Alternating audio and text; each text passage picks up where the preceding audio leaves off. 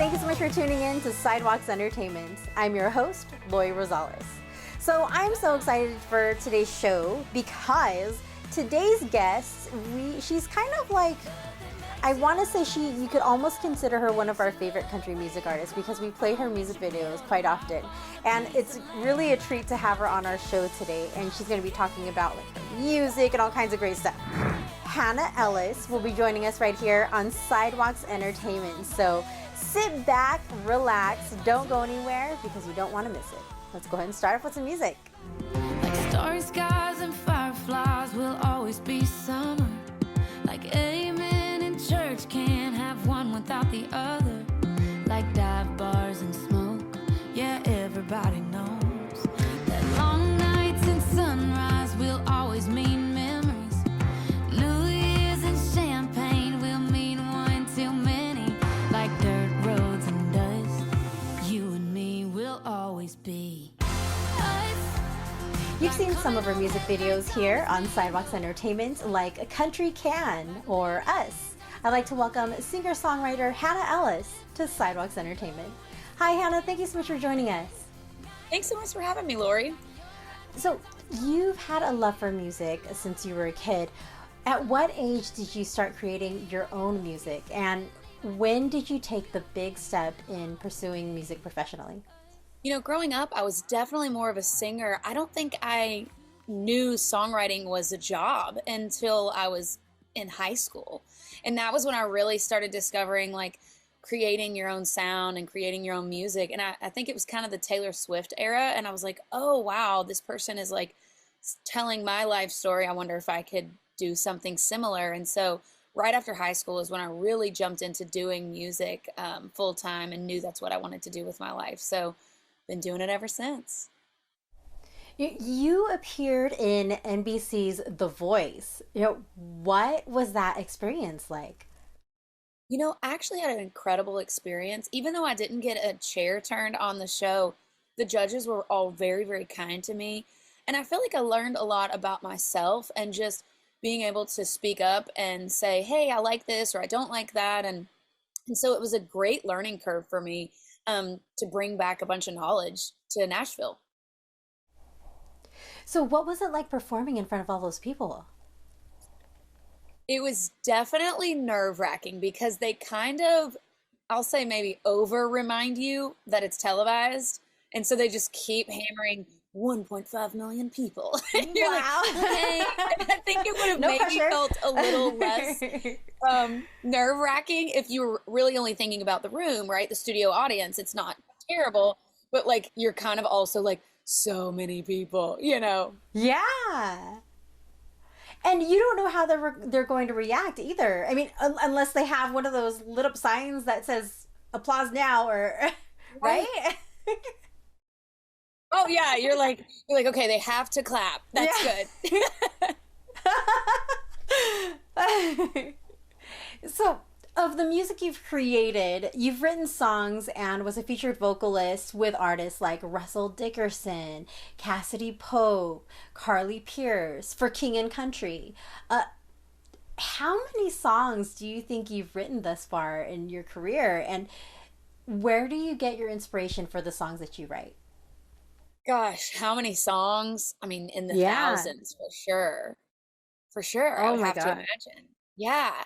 And inspiration, man, it just comes from anywhere. Sometimes it's the turn of phrase that someone just says that you are talking to. They say something and it lands on your ear in a certain way, and you're like, that's interesting. And then sometimes it's, you know, like with someone else's heartbreak, that was based off of my sister's breakup.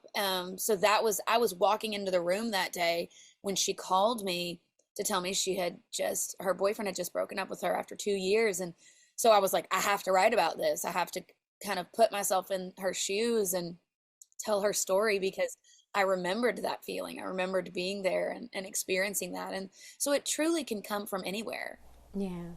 And, heartbreak is definitely something that so many of us can relate to. So earlier you mentioned that you wrote some songs in high school. Have you used any of the songs that you've written as a teen on some of your albums or any of your albums? Lord, no.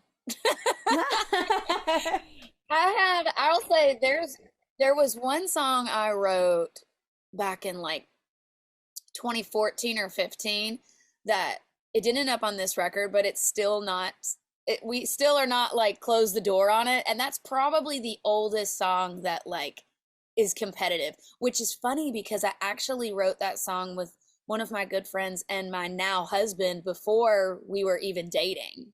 Oh, So it would be wow. kind of cool if it ends up, if ever we cut that song. Well, I mean, I I would love to hear She's it. like, "I wouldn't."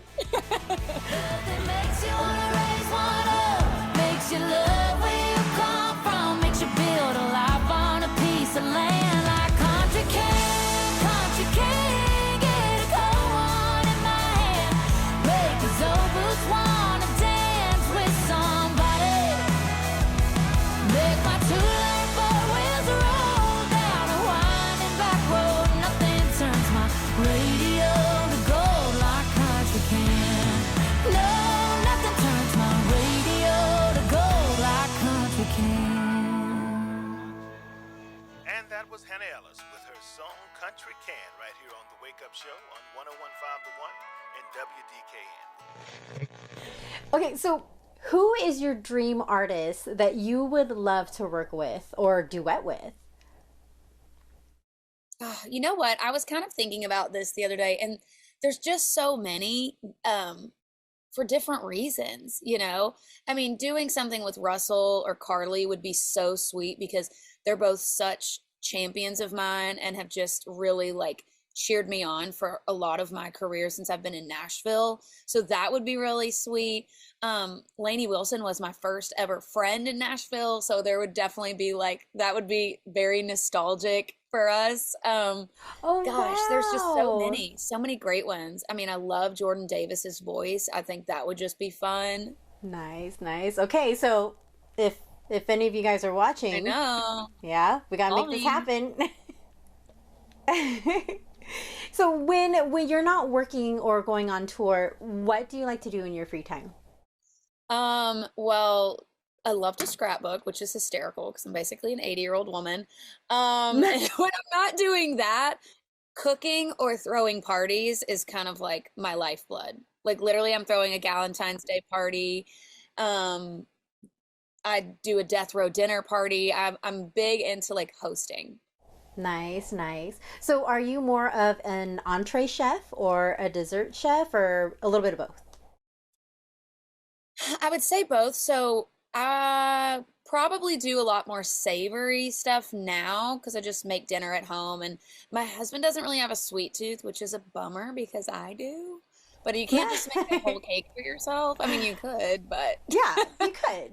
Or you could make a cake just in case, right? If he changes his mind. that's right. Just in case someone comes over and also wants to eat cake. So, for the aspiring music artists that are watching this interview right now, can you give any advice on what they should do to get started and how to get themselves out there?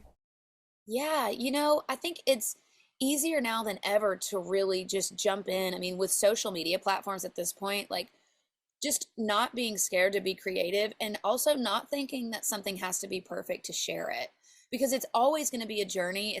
We're always going to be constantly growing. Like you asked about my first songs, I'm like, oh gosh, but like back then I loved them and was really proud of them. And I think just going for it and posting on social media and sharing your music with people. And, if they are really serious about it, I'm such an advocate for NSAI, which is the Songwriter Association here in Nashville, and they really helped me just navigate those early days and meet people. And I think that's the most important thing. Some of the music videos that you see in our show, Country Can or Us, and if you like those songs, you will definitely love her song, Someone Else's Heartbreak.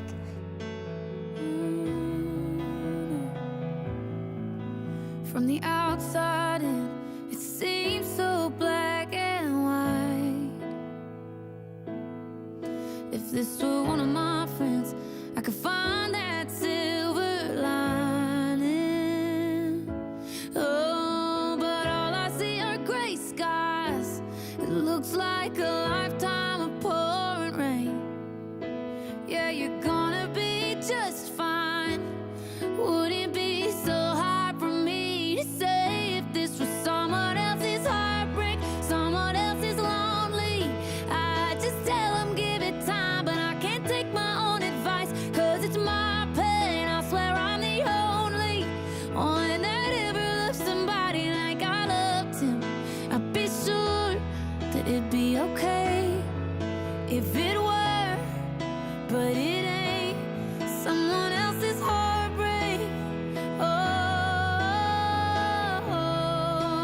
no. If it was someone else's heartbreak. One last question before we wrap. What would you like to say to your fans that have been supporting you throughout your career thus far? Oh gosh, I would just say thanks for not giving up on me, because it has not been a quick journey. But they believed, and sometimes that's the belief that like helps you get through the tough days, are the people that are like, no, I believe in you. You're a star. You're a star. And you're like, okay, maybe so.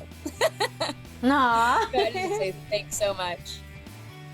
Well, Hannah, I had such a great time speaking with you today. Thank you so much. Yeah, thanks, Lori. Everyone, you can check out more of Hannah Ellis at www.hannahellismusic.com. Hannah, you take care. Thanks, bye. A very big thank you to today's guest, Hannah Ellis. How cool was that we were speaking with her right there in the studio? I think that's like a first for me. I don't think I've ever spoken with anyone from their studio. It was like really cool, right? Did you see all the gadgets in the background? Anyways, a very big thank you to Hannah. I had such a good time speaking with her. If you missed any of today's interview, you can catch the entire interview on our website at sidewalkstv.com. That's it for me, guys. I'm out of here. I will see you next time. Take care. You and me will always be us, like coming on